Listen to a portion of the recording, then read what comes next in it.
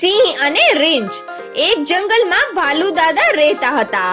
આખા જંગલમાં ભાલુ દાદા પોતાના અકડું સ્વભાવ માટે જાણીતા હતા. જંગલના બધા જ નાના મોટા પ્રાણીઓ ભાલુ દાદાનો ખૂબ જ આદર કરતા હતા અને તેમનાથી ખૂબ જ ડરતા હતા. અહીં સુધી કે જંગલનો રાજા સિંહ પણ ભાલુ દાદા સામે કંઈ બોલી શકતો ન હતો, કારણ કે ભાલુ દાદા ઉંમરમાં સિંહ કરતા પણ મોટા હતા. એક દિવસની વાત છે. મિન્ટુ ચકલી રૂપા માસી સાથે વૃક્ષ પર બેઠી હતી. મિન્ટુ ચકલી બોલી, રૂપા માસી, આજે તો જંગલનું વાતાવરણ ખૂબ જ સુહાનું છે.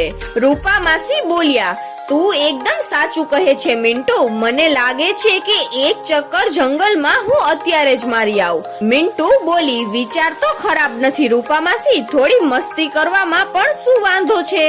એટલામાં જ જગ્ગુ કૂદકો મારીને ત્યાં પહોંચ્યો અને ગુસ્સામાં વૃક્ષની ડાળ પર બેસી જાય છે. મિન્ટુ ચકલી જગ્ગુ તરફ જોઈને બોલી, શું વાત છે જગ્ગુ, તારા ચહેરા પર આટલો ગુસ્સો કેમ દેખાય છે? મિન્ટુની વાત સાંભળીને જગ્ગુ ગુસ્સામાં બોલ્યો, ભાલુ દાદા પોતાને શું સમજે છે? ઠીક છે કે તેઓ ઉંમરમાં મોટા છે, પણ એનો અર્થ એ નથી કે તે જે મનમાં આવે તે બોલે. રૂપા માસી બોલ્યા, આખરે થયું શું છે જગ્ગુ કે તું ભાલુ દાદા વિશે આવું બોલે છે? જગ્ગુ બોલ્યો, હું એક વૃક્ષ પર બેસીને કેળા ખાઈ રહ્યો હતો, ત્યારે ભાલુ દાદા આવ્યા અને બોલ્યા કે આ કેળા હજી પાક્યા નથી, તું કાચા કેળા ખાઈને પાક બગાડી રહ્યો છે. જગ્ગુની વાત સાંભળીને રૂપા માસી સ્મિત સાથે બોલ્યા, એમાં તેમણે કંઈ ખોટું નથી કહ્યું જગ્ગુ. જગ્ગુ ગુસ્સામાં બોલ્યો, અરે વાહ, તેઓ કોણ છે મને સમજાવનારા? શું આ જંગલના માલિક છે? એટલામાં ત્યાં ઉડીને સુલતાન કાગડો ત્યાં આવે છે અને જગ્ગુ તરફ જોઈને તે બોલ્યો, જ્યારે ભાલુ દાદા તને ખીજાતા હતા ત્યારે હું દૂરથી બધું જોઈ રહ્યો હતો. તને ખબર છે જગ્ગુ, તને જોઈને જંગલના બધા પ્રાણીઓ હસી રહ્યા હતા. સાચું કહું છું, ભાલુ દાદાએ તારું ખૂબ જ અપમાન કર્યું છે. આ સાંભળીને જગ્ગુ ખૂબ જ ભડકી જાય છે. જગ્ગુ બોલ્યો, તમે સાચું કહો છો સુલતાનજી, હું પણ એ જ વાત મિન્ટુ અને રૂપા માસીને સમજાવતો હતો, પણ એ તો ભાલુ દાદાનો જ પક્ષ લઈ રહ્યા છે. સુલતાન બોલ્યો, મને લાગે છે કે તારે ભાલુ દાદાની ફરિયાદ જંગલના રાજા સિંહ પાસે કરવી જોઈએ. જગ્ગુ બોલ્યો, હું પણ એ જ વિચારતો હતો. એવું કહીને જગ્ગુ સીધો સિંહ પાસે ગુફામાં પહોંચી ગયો. જગ્ગુને ગુસ્સામાં જોઈને સિંહ રાજા સ્મિત સાથે બોલ્યા, શું થયું જગ્ગુ, આટલો ગુસ્સામાં કેમ છે? જગ્ગુએ આખી ઘટના સિંહ રાજાને કહી પછી બોલ્યો, ભાલુ દાદા પોતાને સમજે શું છે? તેઓ કોણ છે નક્કી કરનારા કે હું કાચા ફળ ખાઉં કે પાકેલા? સિંહ રાજા બોલ્યો, તું એકદમ સાચું કહી રહ્યો છે જગ્ગુ, હું પણ ભાલુ દાદાથી ખૂબ જ કંટાળી ગયો છું. જગ્ગુ બોલ્યો, જો કંઈ પણ નહીં કરવામાં આવે તો જંગલના બધા પ્રાણીઓ થોડા દિવસમાં તમારાથી નહીં પણ ભાલુ દાદાથી ડરશે. આ સાંભળીને સિંહ રાજા ગુસ્સામાં બોલ્યો, હું આવું નહીં થવા દઉં, આજે જ ભાલુ દાદાની ખબર લઈશ. સિંહ રાજા સીધા ભાલુ દાદા પાસે પહોંચ્યા. ભાલુ દાદા એક વૃક્ષ નીચે આરામ કરી રહ્યા હતા. ભાલુ દાદા બોલ્યા, શું થયું જંગલના સિંહ, તારા ચહેરા પર આટલો ગુસ્સો કેમ છે? સિંહ રાજા ગુસ્સામાં બોલ્યા, મેં તને જરા આદર આપ્યો, તું તો પોતાની હદ જ ભૂલી ગયો. મને મહારાજ કહીને બોલાવ. ભાલુ દાદા ચોંકી ગયા. તે બોલ્યા, આ તું શું કહી રહ્યો છે? સિંહ બોલ્યો, તમે જગ્ગુને કેળા ખાવાથી કેમ રોક્યો? ભાલુ દાદા બોલ્યા, કારણ કે તે કાચા કેળા ખાતો હતો. મેં તો માત્ર એટલું જ કહ્યું કે 1-2 દિવસમાં પાકી જશે પછી ખાજે. સિંહ બોલ્યો, તમે કોણ છો તેને આવું કહેનારા? તમારા સ્વભાવથી હું પણ કંટાળી ગયો છું. હમણાં જ આ જંગલ છોડીને તમે જતા રહો, નહીં તો હું તમને ધક્કો મારીને બહાર કાઢીશ. આ સાંભળીને ભાલુ દાદા ગુસ્સે થઈ જાય છે. ભાલુ દાદા બોલ્યા, તમારા પિતા મારા સારા મિત્ર હતા, તેમણે ક્યારેય પણ મને આવું નથી કહ્યું. તમે મને અપમાનિત કર્યો છે. હવે હું આ જંગલમાં ક્યારેય નહીં આવું ફરી. એવું કહીને ભાલુ દાદા જંગલ છોડીને ચાલ્યા જાય છે. થોડા દિવસ પછી મિન્ટુ ચકલી ઉદાસ થઈને રૂપા માસીને કહે છે, ભાલુ દાદા ગયા ત્યારથી જંગલ સૂનું થઈ ગયું છે.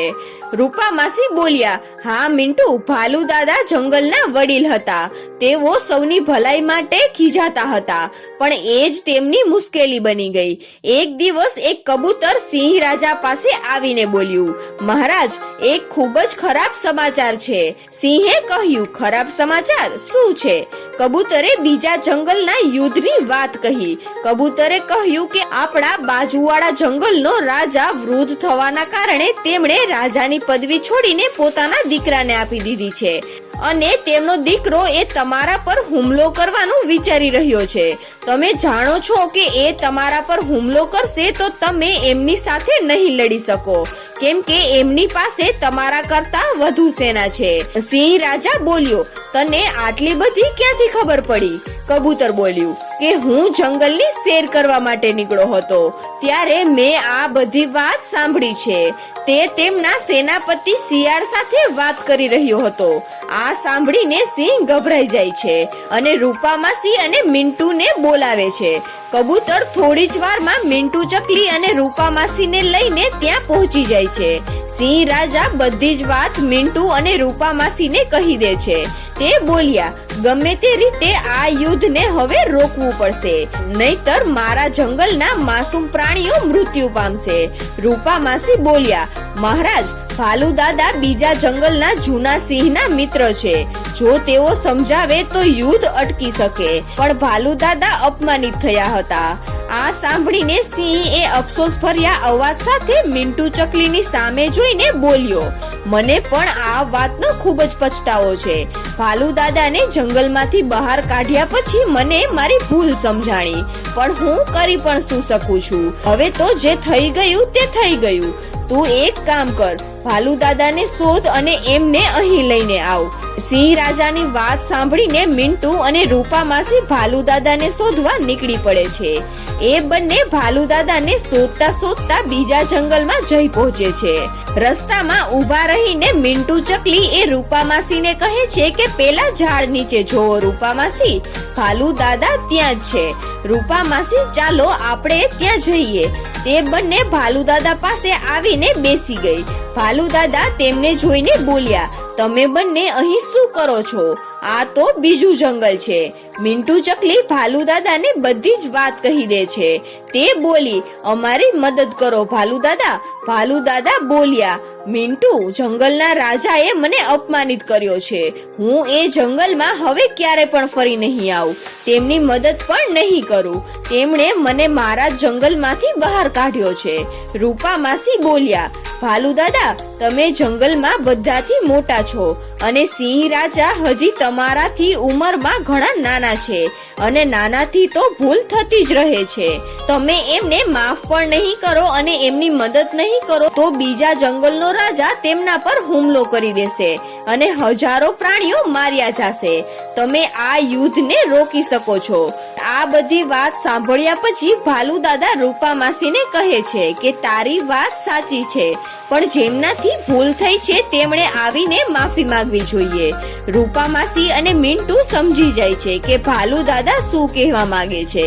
તે ઉડીને સીધી સિંહ પાસે જાય છે અને સિંહને બધી જ વાત કહી દે છે કે ભાલુ દાદા ઈચ્છે છે કે તમે પોતે જ તેમની પાસે જઈને માફી માંગો.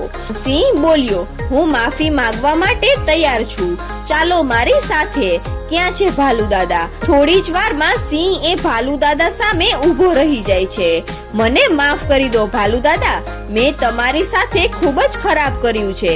ભાલુ દાદા બોલ્યા, તારા પિતાજી મારા સારા મિત્ર હતા, એટલા માટે હું તને માફ કરું છું. તારે એક વાત સમજવી જોઈએ કે હું જંગલના પ્રાણીઓને ખીજાવું છું તો તેમની ભલાઈ માટે.